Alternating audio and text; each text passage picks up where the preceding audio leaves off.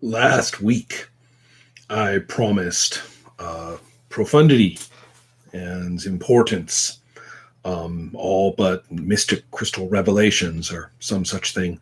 Maybe the blanket counts, the red ones in the wash. And this was sitting around in the laundry room clean, and it ended up here. Well, I don't know about all that stuff, but I'll tell you what I was thinking about anyway. And I said, "Ooh, I could probably talk all about this stuff." It has to do with what began as a fringe um, cartoon strip that wound up around this or that alternate newspaper in the early mid 80s, collected in a fringe publisher paperback collections. I happened upon it a few years later after it was one or two books in from Firesign Books, I believe. Yes, Firebrand Books. Um, and found myself eagerly awaiting, the next collection. So I would have to go. By this point, I was living in Florida. I would have to go into the local bookstore and endure the stink eye, where I was deeply unwelcome in that bookstore, for the next collection of dykes to watch out for. And so in fact, my early paperback is like they're all the paperbacks are in this size, right? Well, this is tinier. This is the first one. And so anyway, it began as I say, this cartoon strip. And like so many stories and works of this kind, it does not begin with the characters who eventually become the central protagonists, and is more or less a series of gags or skits or author talking to you about something on her mind.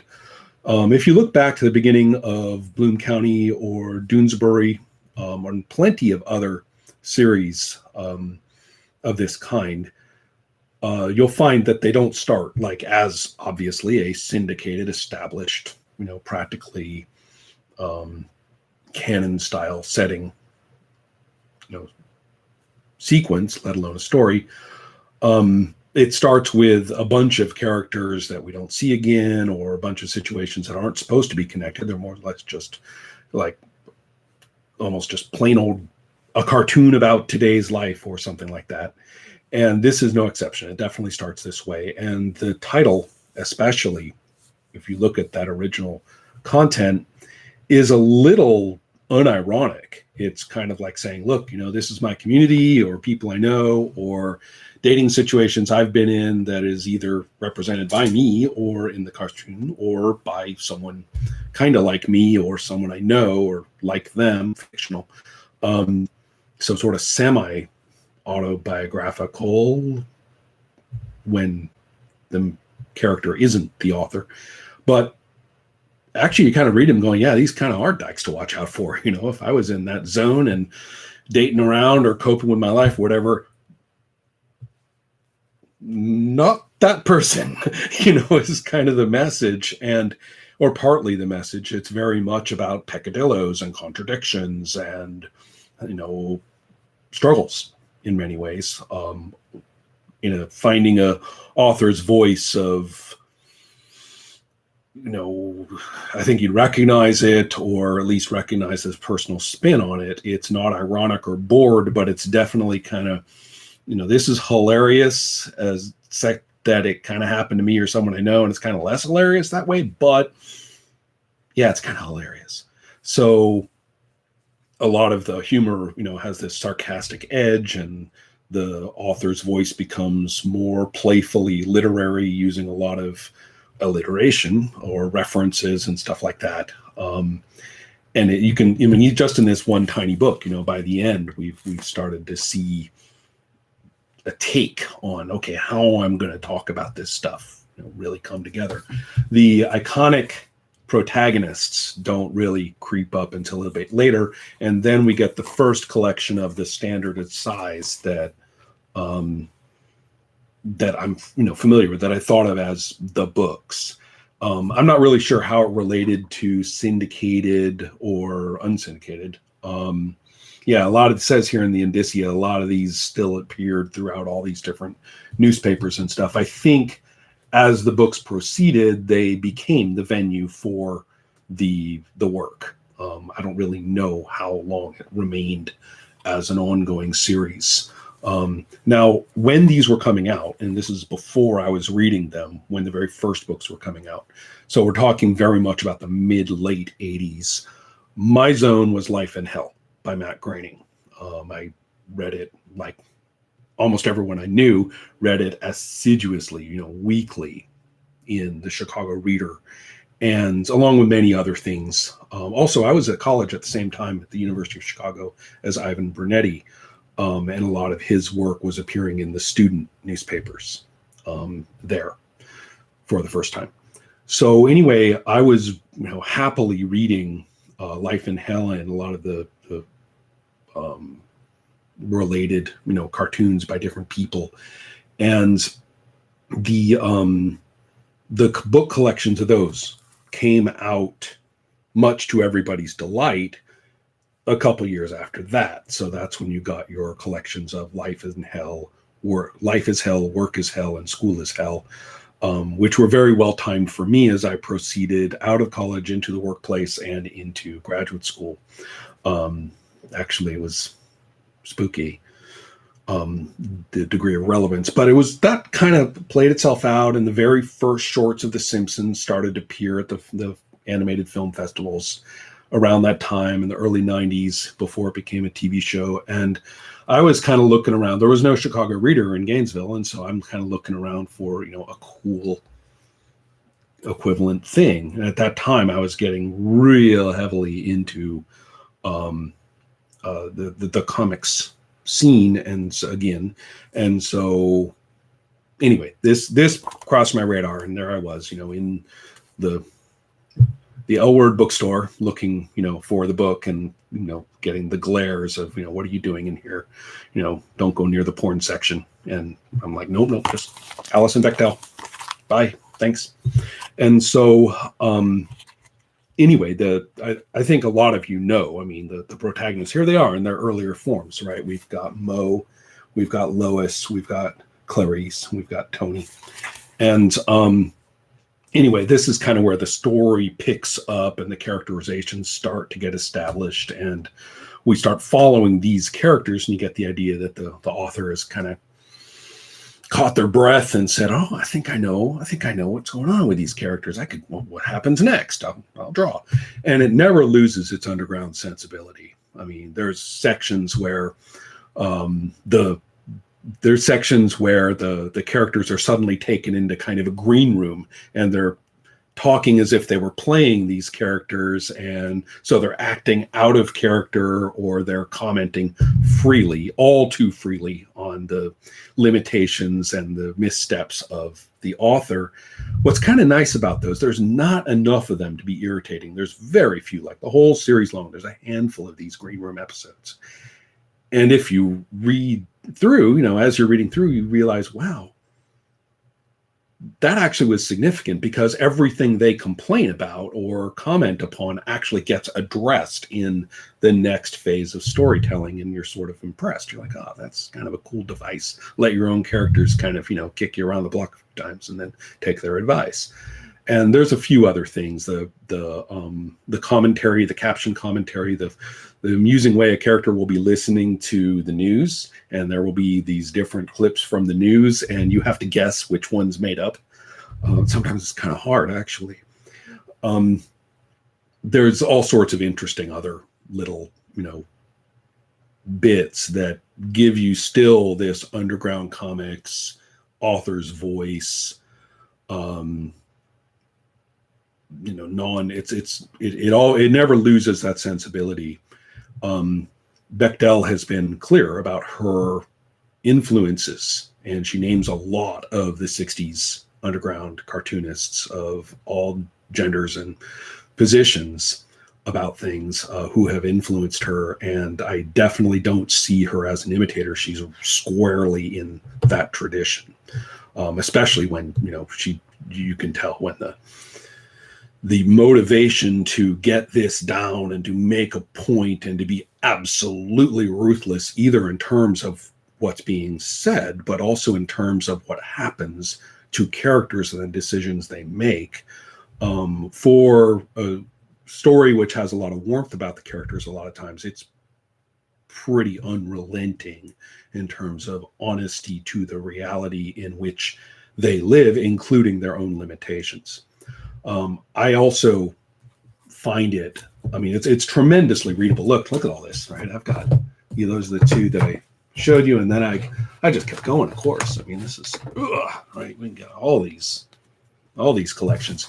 And this is, except for the last couple here, this is before the big, the great big boom of Bechdel's work, which probably started, I can't say for sure, but there was a big collection of Dykes to Watch Out For, which is what I see people brandishing as, I read this and they show you the big collection, which I'm pretty sure actually isn't the complete collection that you get from these little books. Maybe I'm just being snotty and saying those aren't the original publications, But then again, I wasn't in on it from the earlier newspapers either. So, there you are, beta phase, early adopter, sneering downstream. Well, anyway, the important point though is that that particular collection comes out, and all of a sudden all these academic people I know are talking about this, and then Fun Home comes out, which is her autobiographical work. It's the first of two, and I think you probably know all about Fun Home. It's become a Broadway show and everything since then. During my last years in Chicago, or at least during some of them, she was a visiting scholar or had a chair of some kind at the University of Chicago. Actually, having been sort of a booster of this whole thing from earlier days, some people poked me and say, hey, you should go listen to her talk. You should go. I don't really like bugging authors that I like a lot. I've had a couple of really good experiences with this. Special shout outs to a couple of comics creators and novelists that I've met. But I typically don't. I've run into actors a lot here and there, often not in their sort of celebrity or presentation positions, but I'm at a blues club, dancing and stuff like that. And then there's like, turn around, there's a person, name deleted, with their partner, and they're having a good time, and you hang a little bit, and I always refuse to, gush, hang on the person, say, oh, you're so-and-so. None of that. And I've totally found it to have been a good experience. I've had a really good time with a lot of people this way, and without ever doing the talk about their work, talk about their product, talk about them as a product, or relate to that in any way. Oh, so I really, really like this strip, this story, this work, and the possibility of just, losing it and blithering, just even the possibility of doing such a thing. Oh, don't want to do it. Although I regret not actually having gone and just been a polite audience member in any of these. Maybe I'm just too invested in the work, and I feel as though it would be important for me to tell you what I think of, Lois or stuff like that. Okay, so what about the work is this compelling? There are several points. One of them is a negative one about the culture of fandom or analysis. Maybe I'm overstepping here, but there's something that people talk about as the Bechdel law. And if there is one, then she doesn't follow it. Okay. Many characters in the story talk about men that they have been or are involved with. There are plenty of men in the story. So it doesn't follow. I mean, yes, pound for pound, more women are presented as characters, and more of their doings occupies the panels. If you're going to start counting percentages, then I guess, yes, it's more about women for sure. But the story is full of all sorts of characters with all sorts of orientations and all sorts of opinions. So let's just put that aside. That's just not part of this picture. That's something that people say and talk about, or they refer to one of the characters saying something about that principle, but it's not presented like as a law that the work itself supports. So anyway, there are a number of characters that you can do the whole thing of, which character are you? One of those little mean things that you type in, your answers. And of course, the data mining you when you do that. So don't do that. But you could do that with Dykes to Watch Out For really, really well. And sadly, I've got one. I don't know how Bechdel did it, but somehow or another, she spied on my life and made me a character in there. Clearly, it's Sydney. All right, I admitted it. Yeah, you can go read them now. And she does a lot of stuff I kind of did. So go figure. Anyway, the story is also, I think, interesting in another way that's really important. I kind of hinted at it before, and it does not flinch. The characters, many of their political positions, by no means all, and their circumstances of specific problems that they face are clear. I mean, it's not a neutral book. It's not a neutral story. It's not everybody's right and everybody's got a view or anything like that. But one thing it doesn't do is kind of Mary Sue the main characters so that they're always right. The main character, Mo, is depicted at first as rather familiarly or somewhat lovably neurotic, although to the story's credit, and actually this is where I've totally bought into the story, and it may have been well timed. I think it was the first collection that I actually bought off the shelf in which this happens, if I'm remembering correctly, or close to it. When she basically gets this rather severe reality check that she's getting a little too old for this sort of neurotic, shrill, preachy, pain in the ass that she's turned into, you can see her friends in the story actually start to turn away from her.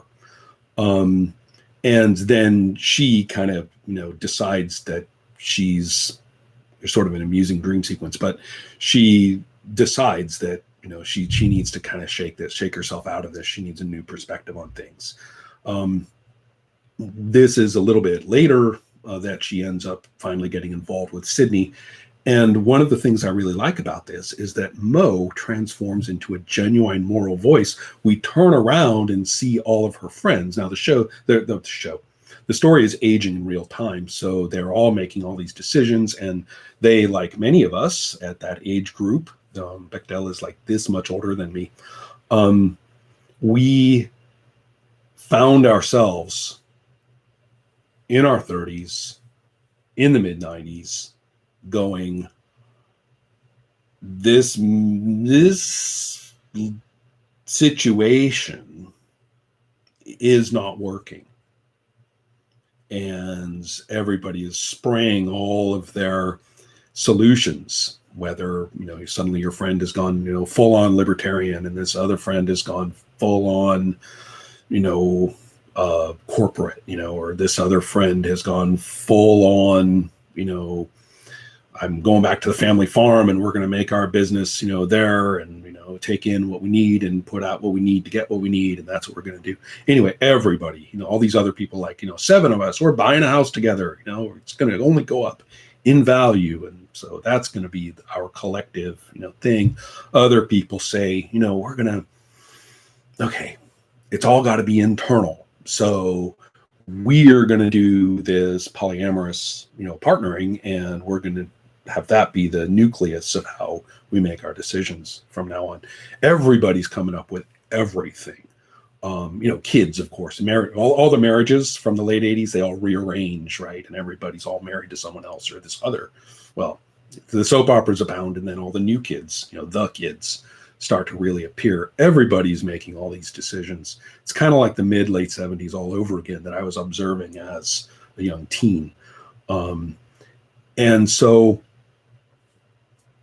this set of work just captures that beautifully. And I bring it up because Mo turns into this moral voice whose radicalism is no longer contradictory and, shrill and, getting on her friend's nerves, but instead is actually holding steady and has a much more solid view of right and wrong, adaptable to the situations that people are in, and really actually becomes very admirable, very solid character who has has her own difficulties, and her own things she's got to cope with, but everyone else ends up, again, from being kind of endearingly kooky as they begin, have suddenly become a little dark. There's some tragedy. There's some there's some decisions that people make that are not the best, but they went with it, and now they're coping with what their lives are like. And it's really well done without any specific pathetic nonsense. We do not have tearjerkers at all. Deep for such an emotional set of work. It's deeply unsympathetic in this regard. I mean, it's not so that's not the right word. It's not melodramatic. It's cartoony, but it's not melodramatic. Quite a treat, really. The other cool thing too is just the art. I mean, any long-term, hardworking comics artist, this is a graphic novel. If you want to, there's a word for you, right? Go onto one of my Facebook groups where it's the closed comics historians group and say, well, what's a graphic novel? Well, you're going to suddenly everybody's going to just go ape shit on you. So hesitate to use the word, but it is a novel. And whether it kind of has an ending, personally, I think it kind of started to wander, when it went fully online and other, when Bechdel got really invested in the fun home and related books and work and stuff. That's fine. I mean, that's all work of this kind has a tendency to, instead of wrap, it has a tendency to kind of spray a little, and it's sort of up to the reader for when you're going to say, okay, I consider that particular strip to be the end, and a personal choice on that one. Well, anyway, the art itself is just wonderful. I love reading the earlier work of a series like this, and you look at it in the beginning. The artist is putting out everything they've got, and it looks all scratchy, and it looks all, the corners are cut. They draw things they can draw, and then they throw in a panel where they're like, well, I can see it. I'm going to draw this, and they do the best they can. And with each iteration, with every single step, it is just a steady march, including the parts where they get ambitious and try something, and maybe it's not as great, but including that as part of the steady march, the style appears. You can see in all of these artists, you can see the means of how they want to do this. They work with ink and stuff differently. You can see them like shift to, I'm going to use this pen. They totally change up, and things just really rock. Bechdel developed a style that really partakes. You can see in Fun Home and Are You My Mother, there's a lot about her childhood, and there's a lot about that, mid to late 60s watching TV kid family. But I fancy that the really nice staging and the glances across characters, because when you're reading, you don't just read the word balloons. Her reaction shots from the other characters, the gold is there. And having been rewatching a little bit of that era of television lately, I recognize that that's where the quality of the stories lies.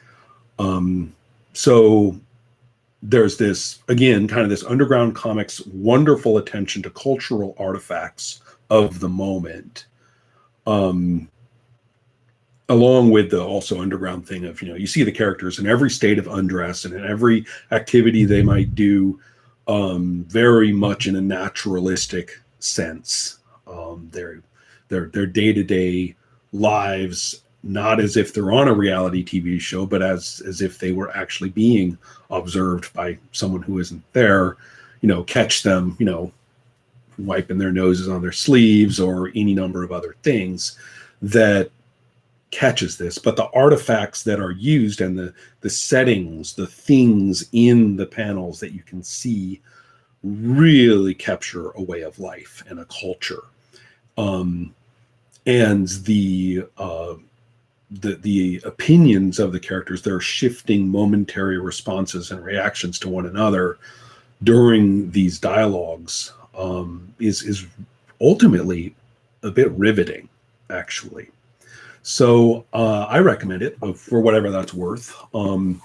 It's tremendously